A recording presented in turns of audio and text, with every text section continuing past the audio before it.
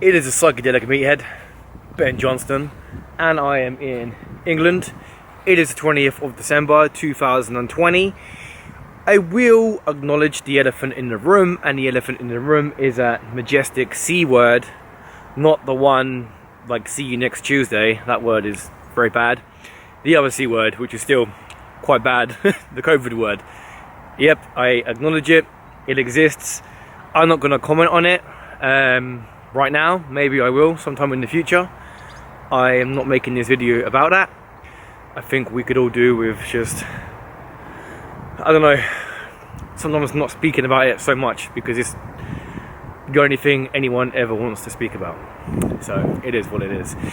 This video is about ayahuasca and the many surprises, and when you think you know what you're getting involved into, then what happens when you're involved in it, and when you open up that box you realize, what have I done? Wowzaroo, I was not expecting this. So this is going to be me just spouting some stuff and maybe some insight which I've learned over the last few years. So in 2017 was the first time I sat down with ayahuasca. My body was destroyed. I mean, I had been taking steroids for most of my 20s, injecting steroids, testosterone, propionate, trenbolone, you name it, I did it. I went to the jungle, and that's when ayahuasca really showed me what she was, and it absolutely blew my universe away. I wasn't expecting. With ayahuasca, it's like you may have experienced like LSD. You may have experienced, you know, mushrooms. They're all very, very beautiful. But ayahuasca, she's this interactive spirit. So you're not just having these visions. You're also being taken to other places. You know, she took me to the depths of myself. She pulled all of this toxins from my body, you know, which I poisoned myself with. And since that day, I have never, ever stuck anything like that into my body again. You know, them days when I'd get home after a long day at work and fill up a syringe and shove it in my ass. You know, that sounds a bit dodgy, but, you know, inject it. Them days are far behind me. Fast forward from 2017 to 2020, as we're approaching the end of this year. This time last year, I was in Ecuador preparing for a ceremony with Wachuma. And Wachuma is also known as San Pedro. It's the masculine energy as such. So it's like known as the grandfather spirit of the earth. That ceremony was absolutely amazing. It was emotional, laughing, happiness, everything. It was a very, very beautiful experience. But here I want to discuss more about insights I have learned with ayahuasca. Now, whenever you type in on Google or wherever ayahuasca, normally these pictures come up, and normally it's a person and they're surrounded with plants. Trying to understand what them pictures mean, it can be very confusing. It's like, okay, there's a picture of this person, but why are they surrounded with all of these different plants? What does that mean? Now, when I first started this journey, I was told by some people who, my first opinion of them, I thought they were absolutely crazy. But they would tell me that you go into this thing which is called a dieta. I'm like, yeah, the ayahuasca diet, when you for a few weeks before your ceremony, you have no coffee, no sex, no sugar, no salt, none of this stuff. And they smiled and they were like, no, that's not what we mean. And I was like, well, what do you mean? Because now I'm quite confused. And they were explaining how they have certain plants in their medicine. I was like, plants in your medicine? What are you talking about? And how it's like the children for them, and how I have medicine with Niarel, I have medicine with Marasa, I have medicine with Pinon Blanca. Oh, have you ever dieted Pinon Colorado? It's so good for cleaning my soul. I thought we were drinking ayahuasca. What's all this? You're confusing me. Like, I don't know what you're talking about. But I was like, okay. okay. Then, you know, you start being so naive, and then that's where wisdom comes in, because you gain wisdom through experience. And I'm going to stand next to this tree because why not? So yeah, then that's when you change over from having an idea of how something is to actually gaining wisdom through the experience of doing the thing. So I was drinking more ayahuasca, more cleaning was going on. Then I opened up a diet. I've made videos about me opening up this diet before, when I opened up the diet with the oak tree. Oh, what a... I just, you know, I fall into that energy whenever I think of the medicine of the oak tree. It was just... that will change my life and my whole understanding towards plants. And I'll never forget how amazing it was. How, you know, tonight, Ben, you're going to open your diet. I'm like, oh wow, this is exciting stuff. I'm like, how does this work? You have the ideas in your head of how something works. You know, you romanticize something. You know, this time was my romanticized idea of it was down here, and the reality was up here. You know, and that doesn't happen that often. So my curandero at the time was singing to me, singing the Icaros to open up the spirit of the oak tree. And I was like, this is interesting. What's going to happen now? And then this vibration was pulsating through my whole body. I was like, what is happening to me right now? Am I about to shit myself? Luckily, I didn't. And I never have all the times I've drunk medicine. I'm sure it will happen at least one time. It has to, you know. It just has to. So then my whole body, I could feel...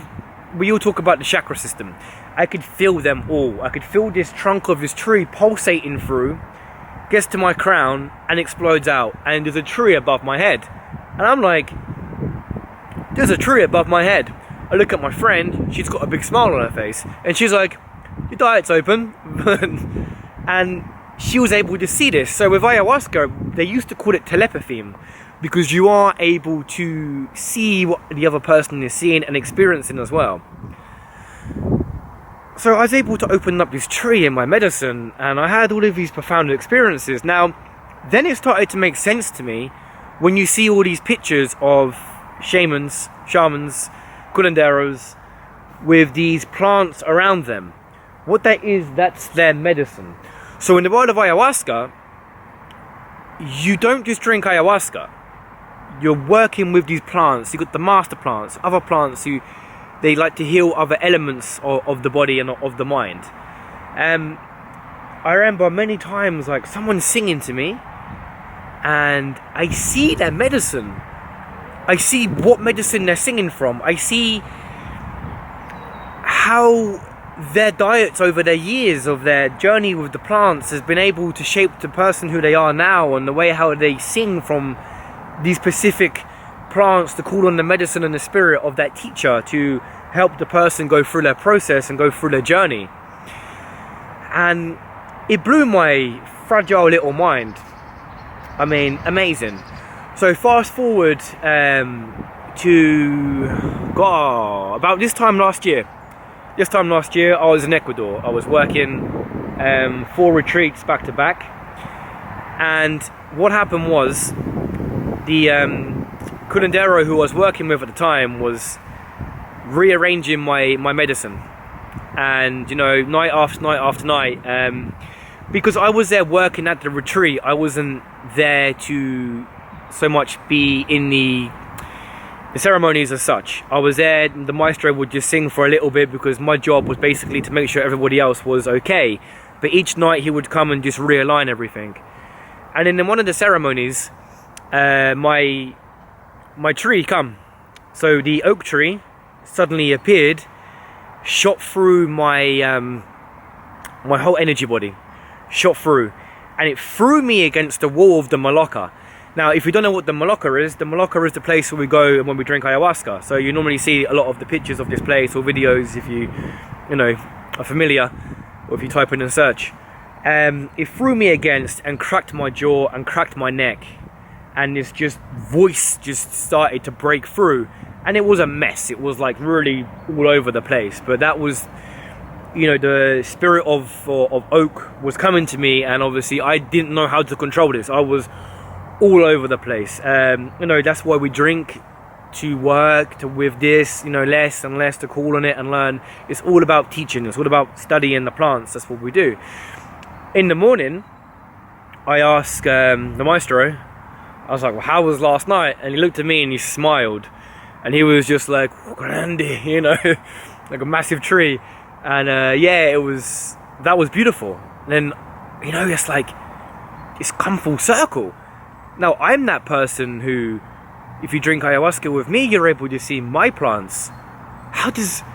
And this is what blows my mind, you know, is how this was just an idea many years ago. And if you go back and see the evolution of, like, my journey, to go from this person who was just this meathead, this anabolic taker, this angry person who was just beating himself down all the time, to where I am now. Okay, honestly, I'll speak my truth and speak from my heart right now. I am more confused and more lost than ever. But at the same time, like, that's what life is about.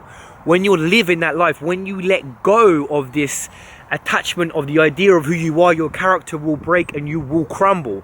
I've been back in England since April. We're now in December. It's been a crazy, crazy journey. You try to live this normal life. I'm back working into a warehouse. I'm back around people who have known me over the years, and I have this crazy look in my eyes like a crazy person. I'm very in between both worlds, but I'm so excited for what is about to happen. I'm so excited to go back into that world, to really understand, to go deeper into the world of plant medicines. Like, it's been a crazy, crazy journey to embark in this journey. But if you think ayahuasca is something which can fix you after drinking it once, I'm sorry, this is not what ayahuasca is. She is a way to study. It's a way to understand the symbiotic connection between humans and plants. It's not as glamorous and pretty as you may think. It can be far more beyond that. But there's so many different elements into this world. It can be hard, brutal, and it can also be so beautiful and so loving. And I've had some very dark experiences and attacks and everything else, but at the same time I've had such profound heart opening experiences. And right now, like, it's hard for me to be in that space all the time, so I've kind of blocked myself in a strange way. But at the same time, it's because I'm trying to really focus and develop myself. So when I develop myself, I spend a lot more time on myself, and I don't let people get close to me anymore. Now, on an outsider looking in, they might not understand that. But from my own personal journey, it's just the part of the process, and it's just part of this path which we are all walking on. You know, it's about rediscovering yourself and having your own beautiful, profound experience in life, you know? So I'm going to say goodbye right now, because I don't want this video to be too long to keep your attention, and I will carry on making videos soon, because very, very soon I will be heading back to the Amazon rainforest. Done.